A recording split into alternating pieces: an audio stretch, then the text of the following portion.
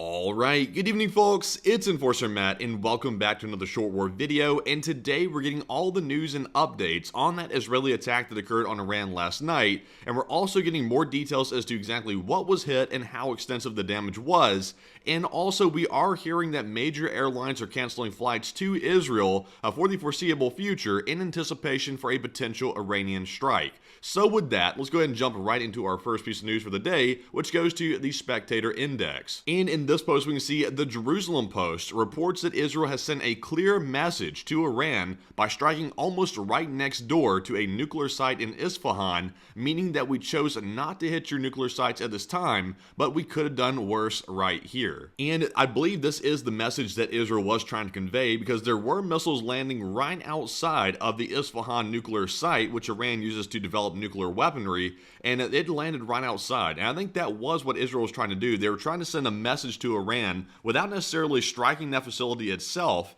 and whether or not that was a good decision not to strike the facility, I'm going to leave that up to the audience, but it seems like they were trying to send a message that they do have the ability to destroy these nuclear sites if Israel chooses to do that, and obviously it could have been worse. So with that, let's go ahead and jump into our next article here, which goes to OSINT Defender, and we're learning from the International Atomic Energy Agency. They're stating that no damage is happening to the Isfahan nuclear facility in central Iran, and they also call on all parties in the region to observe maximum restraint. And like I said a moment ago, as we know, as of right now, there was no actual attempts to fire on the nuclear facilities directly in Iran, and it sounds like Israel decided against doing that for the moment. Obviously, they do hold that card in the deck right now, and they could pull it out at any point, but as for right now, that is not going to happen. So with that, jumping into our next post here, we have another one from the Spectator Index, and here we can see that the Washington Post reports that Israeli officials followed a quote-unquote gag order following the attack inside of Iran. And I believe they did this gag order in order to basically avoid tensions from going too far out of hand, because as we were told by U.S. officials,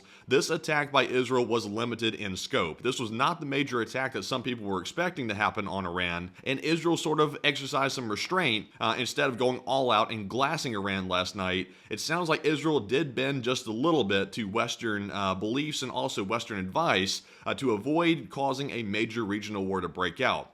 And we also know for a fact that Iran has stated yesterday and also in the several days preceding this attack that they were going to respond immediately and also very severely to any attack on their territory. And now it's turning out that Iran is denying the attack ever even happened, and also they are not planning on responding immediately. However, I would not count them out just yet, because we're going to learn something here pretty disturbing in the next post after this next one we're going to cover. But moving on to our next post here, we have one from the Crisis Watch on Twitter, and we can see that with a closer examination of crashed Israeli missiles found in Iraq, it has now been determined that they are Rafael Rock's air-launched ballistic missiles, and it shows that F-16 Sufa strike fighters were participants of the airstrike at Iran. And also we can see here in this video of the Iranian officials inspecting this right here, or Iraqi officials, one or the other, and they see this missile right here on the ground, which seems to be proof that Israel was using an air-to-surface missile to carry out this attack. And like we said last night on our live stream, there is no evidence that any Israeli or U.S. aircraft ever crossed over into Iranian airspace,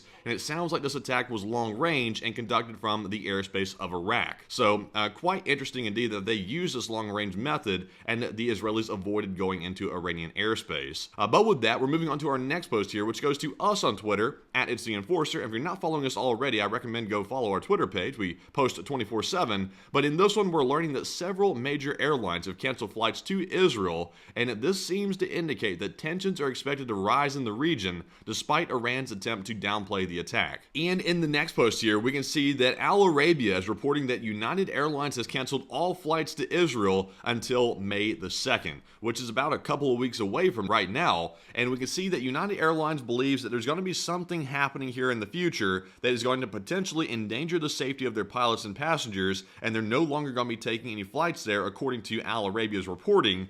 So that is a pretty big signal as well that something may be coming from Iran, and we're also aware that airlines are notified by governments ahead of time of potential escalations. So while we in the public may not know what exactly is happening, we can use signals like this on what the real situation is in the Middle East. And right now, according to the airline signal, it looks like there is something potentially brewing up in the background that is pretty likely to happen. But once again, we're going to have to wait and see, because Iran is playing very weird right now about how they're responding and also acknowledging this attack by Israeli forces. But with that, we're jumping into our next post here, which goes to Fightux News. And we did learn this last night as well. We heard that a security alert was issued by the U.S. Embassy in Jerusalem, and they said out of an abundance of caution following reports that Israel conducted a retaliatory strike inside of Iran, U.S. government employees and their family members are restricted from personal travel outside the greater Tel Aviv area until further notice. So once again, just a secondary signal that something is brewing up in the background, and even the U.S. Embassy is telling people to shelter in place until further notice. And also, I did not include the article here in this video, but the Australian government is telling their people to leave Iran. I believe it was Israel as well, maybe just Iran, I can't recall for certain, but the Australians are telling people to get out immediately, even after this attack occurred. So there are many signs building up that Iran's statements are pretty much moot at this point about they're not going to respond, and also their denials of this attack, and they might do something here pretty shortly. But with that, we're moving on to our next post here, which also goes to BNO News. And in case you didn't hear about it already, we're going to jump to our Ukraine news for just a moment to cover this one post, and we're learning that the Russian long-range supersonic bomber, believed to be a Tu-22M, has crashed in southern Russia east of Crimea. And this is a very strategic long-range bomber that Russia uses to basically hit targets inside of Ukraine. And now, for the first time ever, we have seen one of these crash. And in this video right here, which we're going to take a look at, you can see the aircraft falling to the ground. And there it is. The tail is on fire, and it is in a complete tailspin, by the way, and falling down with the black smoke coming out of it.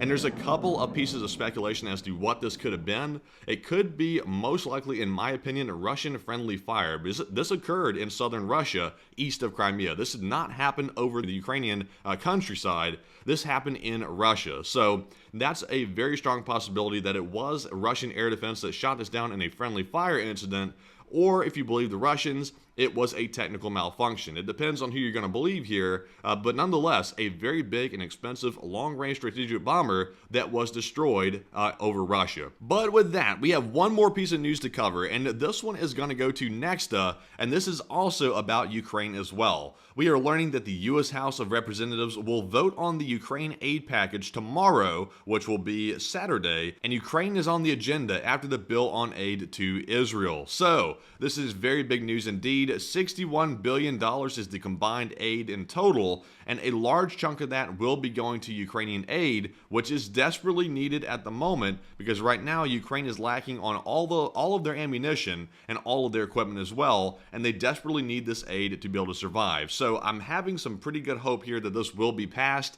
and I think we can hold out hope that tomorrow might be a big day for Ukraine when it comes to their war effort. But nonetheless, that is our last piece of news for the day, and I hope you found this video informative, and if you have, please press that like button and also subscribe to the channel as well. And this channel is growing extremely rapidly here in the last few days, and we appreciate everyone's support of the channel. It means a whole lot to us, because this is our work and this is what we enjoy doing, is bringing you all the news 24/7, day by day. Also, feel free to join us tonight at 10 p.m. Eastern on our nightly war news stream, where we'll cover all the other events that take place throughout the day today and into the night. And once again, thank you all for watching, and if you want to support us financially, you can go over to our Patreon page. The link is in the description below for that, and you can sign up and support our operation financially, which also helps us to keep going. And once again, thank you all, and bye-bye for now.